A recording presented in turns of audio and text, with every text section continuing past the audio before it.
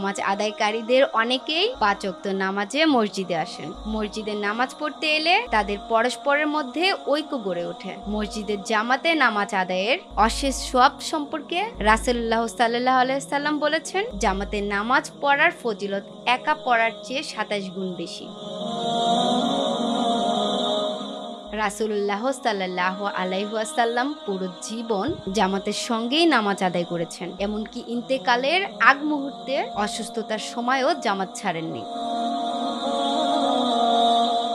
হযরত আনাস ইবনে মালিক রাদিয়াল্লাহু আনহু বলেন, রাসূলুল্লাহ সাল্লাল্লাহু আলাইহি ওয়াসাল্লাম ইরশাদ করেছেন, যে ব্যক্তি ৪০ দিন পর্যন্ত তাকবীরে উলার সঙ্গে জামাতের নামাজ আদায় করবেন, আল্লাহ তাআলা তাকে দুটি পুরস্কার দান করবেন। ১, জাহান্নাম থেকে মুক্তি, ২, মুনাফিকের তালিকা থেকে তার নাম কেটে দেবেন। আল্লাহ তাআলা মুমিন মুসলমানদের জন্য প্রতিদিন ৫ ওয়াক্ত নামাজ ফজর, জোহর, আসর, মাগরিব, ইশা, জুম্মা, ঈদুল ফিতর এবং ঈদুল আজহার নামাজ জামাতে পড়াকে আবশ্যক করেছেন। সুতরাং মুমিন মুসলমানদের উচিত জামাতে নামাজ আদায় করা, কুরআন সুন্নাহ তাগিদ মেনে এবং ঘোষিত ফজিলতগুলো পাওয়ার সর্বোচ্চ চেষ্টা করা।